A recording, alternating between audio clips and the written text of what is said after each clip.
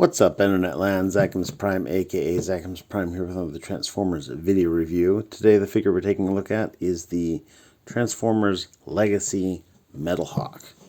And this is Metalhawk, and he is a pretty snazzy figure, actually. I liked him more than I thought I would. Which is to say, let me preface this properly. Of course, I have the Kingdom or Earthrise or whatever line he was in. I have the Cyclonus, and I love that figure. And I recognize that this is just a remold. I say just a remold is a very extensive remold. But I recognize that this is a remold of that figure, and I was like, yeah, I don't know, will they make Lightning Strike twice? And, I think that they kind of definitely did. I don't know. I haven't seen the Transformers Headmasters? No? Zone? I don't remember which show the Pretenders showed up in. But I do...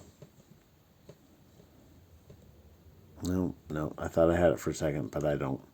I'm not sure exactly which Japanese show that the Pretender showed up in, but they do show up for a while, and he's apparently a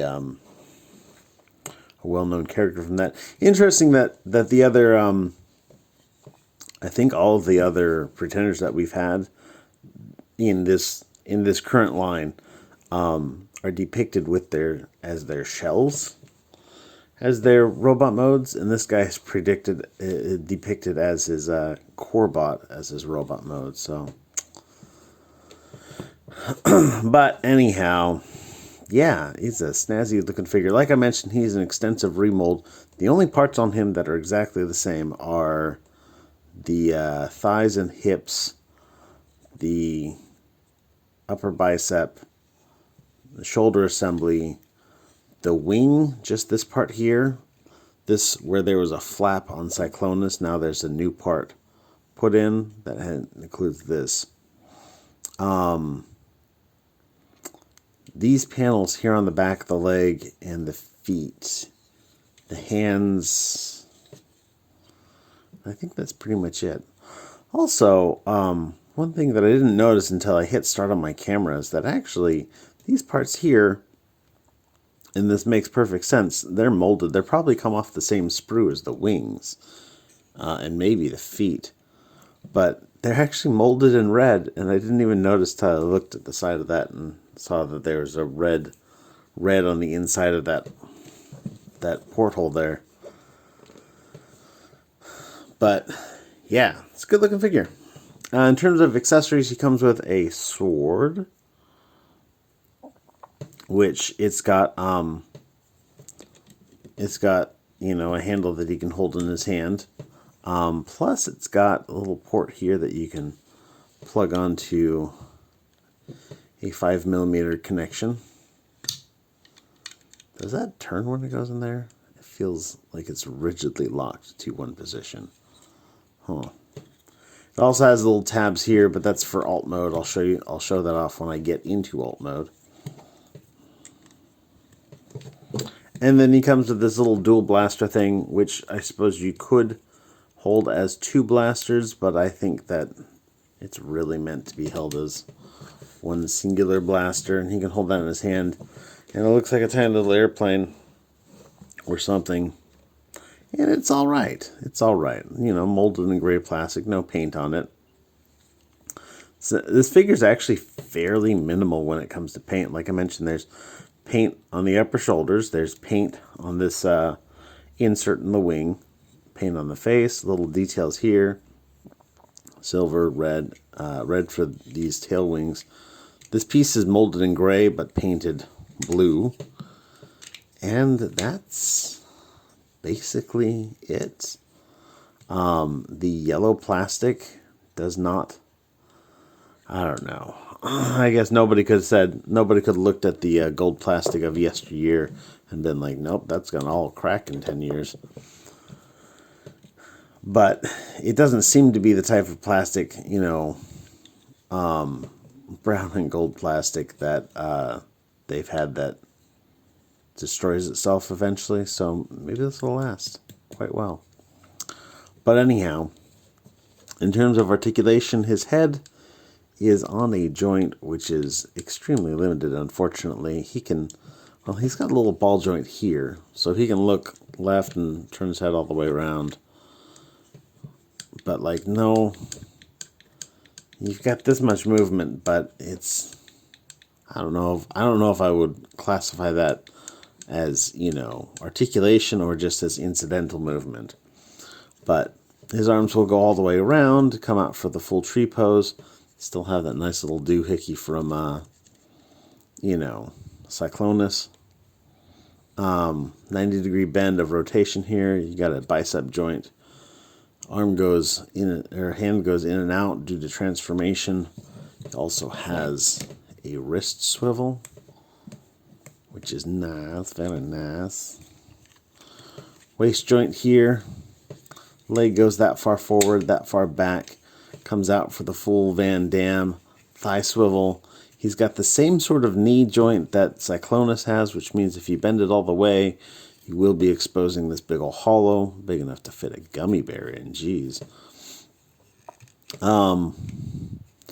But I think that, strictly speaking, like, this is the amount that it's intended. Like, it's intended to have this little section stay in place while you bend it and use it, but there's no way that's actually happening, especially since it seems to want to move more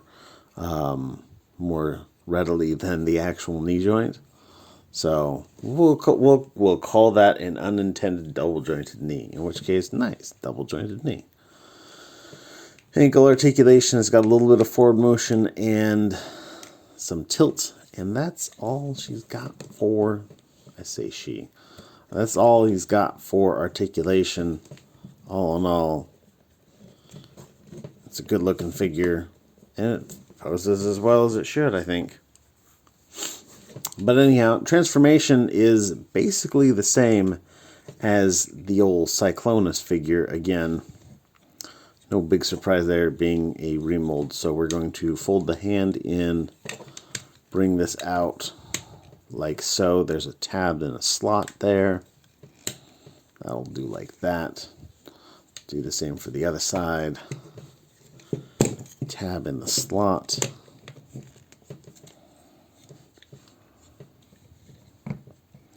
And then we're going to crack open his chest and his back.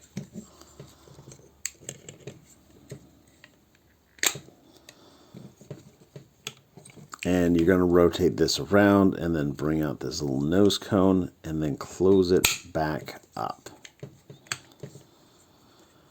Once that's closed back up, you will then rotate this around, and then, unlike on the Cyclonus where it comes in this configuration, you're actually just plugging it in this configuration. Like so. And then for the feet, we want to open up these, open up that. Bring the feet in. This is exactly the same as Cyclonus again. Close that back up. And then collapse the legs in until this tab goes into that slot. And then you take this and you split it. And one half of the gun will go on this side. And the other half will go on this side. And there you have Metalhawk in his vehicle mode. And you know, it's an airplane thingamajig. It actually looks decent, I suppose, for what it's supposed to be. But yeah, I got a little bit of red paint app here. And I am just terribly impressed by how well they color matched the blue that went on top of this gray plastic and the blue that went on top of this red plastic. and they color matched it to the actual blue plastic really, really well. I think that looks really, really good. And then this weapon here will plug in like so. And that's all he is got. All in all, I think it's a pretty good looking figure. If I were to have any complaints whatsoever. Oh, by the way, no landing gear, but you know, he sits just fine. If I were to have any complaint whatsoever, I would say that it's a little weird that all of the in the like legacy line, all of the all the pretenders are coming out different sizes. We've got core class ones, and we've got deluxe class ones, and now like Voyager class 1. And I feel like they should all be of a type, you know? It was like way back in the Generations line where you had your mini bots, and you had, you know, some mini bots were freaking huge, and some of them like Power Glide, and some of them were like small, like Huffer, you know. But anyhow, that's all I've got. Everybody, thanks for watching. You guys are fantastic. Everybody, stay good and be awesome. See ya.